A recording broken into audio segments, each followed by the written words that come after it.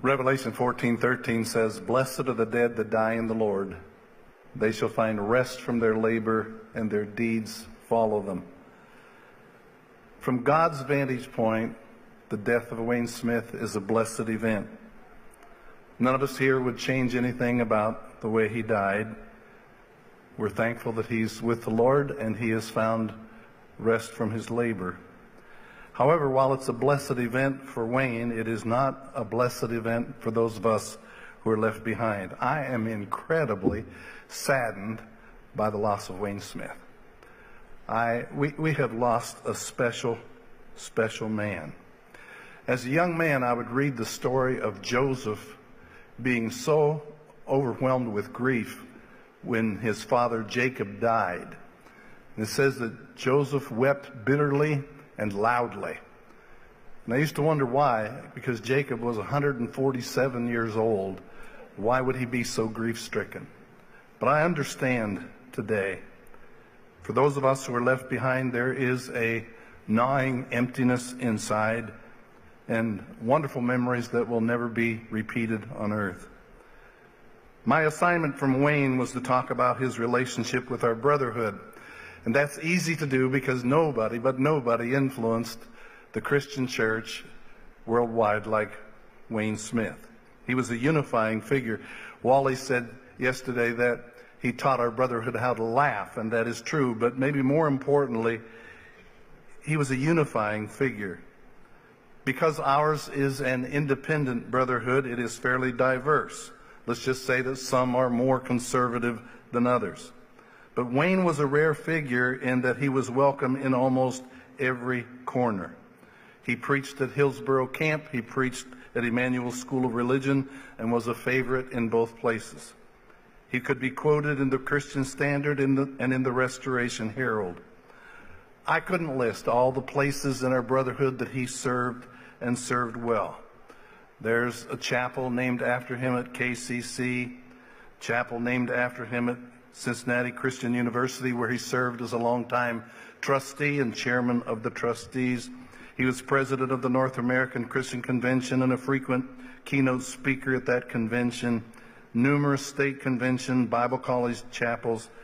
He was by far the most popular speaker for brotherhood events all over the nation, and every preacher here will tell you how you hated to follow Wayne Smith. I spoke at a senior adults convention in Phoenix, Arizona about 20 years ago, 3 nights straight. I poured my heart out every night, and every night people would come to me and say, "Do you know Wayne Smith? He was here last year." And he was so inspirational. He was so funny. And I'd say, yeah. And after the last night, a guy came up to me and said, "Do you know Wayne Smith?" I said, "Yes, I do." Said, "I'm 70 miles down the road from him. He was a good friend." Well, he was here last year, and he was so funny. He was so inspirational. He helped us raise $15,000 for an orphanage. "Would you do me a favor?" I said, "Sure." He said, "When you get back to Kentucky, would you tell Wayne Smith I said hello?" I said, "I'd be glad to." He turned and walked about 3 steps and turned around and said, "Hey, nice job this week." I came back and I said, "Wayne, I hate to follow you. All I heard all week long was how great you were last year. I am sick of hearing it." He just started laughing. I said, "What are you laughing about?" He said, "I used your stuff on Joseph last year when I was there." He used my stuff and was better than I was. That's hard to figure out. No one's name is magical around our brotherhood like Wayne Smith. Jeff Wally, a preacher in the Acapella Church of Christ, after attending several Christian church, independent church functions, said, "You know, I've learned how to use humor in the Christian church. Just attribute your joke to Wayne Smith and everybody falls in the aisle," he said. After Wayne died last week, I got the following text from Rick Ashley, well-known acapella preacher in the Dallas area. He said, "Bob, you and Wayne modeled how preachers need to relate, support and respect instead of comparison and jealousy. Thanks." Well, you know, that was a whole lot more Wayne Smith than me. Wayne influenced more preachers in our brotherhood than probably all the rest of us combined. If you are a preacher here today, would you stand for just a moment? I want to see how many we have here.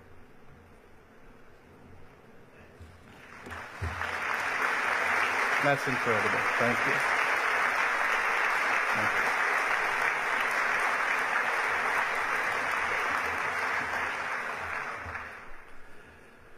For a decade, I taught at the Kentucky Christian College Master of Ministry program, which is a week-long study marathon. But every year on Thursday afternoon, I would have Wayne come down and speak to the preachers. It was a great change of pace. He was humorous. He was inspirational. Everybody loved him coming. But one year, Wayne came down and he was really depressed. And he confessed to the 25 preachers in the classroom, I am really down. 3 elders took me aside the other day and said, Wayne, we want you to spend more time on your sermons. You're using old material and you're using old jokes, and we need some fresh bread.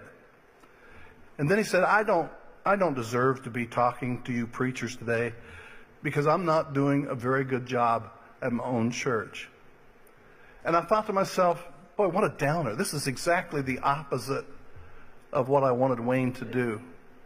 But you know, when the evaluations came in at the end of the week, almost every guy said the highlight of the week was when Wayne Smith came and encouraged us.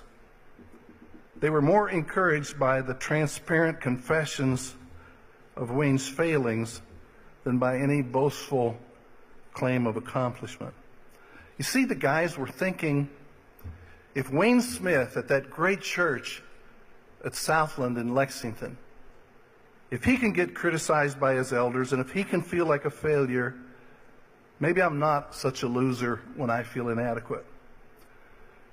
And Wayne made fun a lot about his lack of education, but he had street smarts. He knew what preachers thought and felt, and he could get next to your heart as quickly as anybody I've ever known.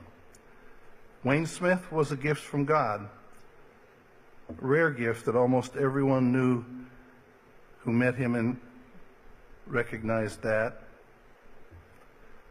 Dr. Matthew Sleeth lives here in Lexington, says, I know that the Lord will replace Wayne Smith. I just don't know where he's going to get the 100 men to do it. Blessed are the dead that die in the Lord. They shall find rest from their labor, and their deeds will follow them.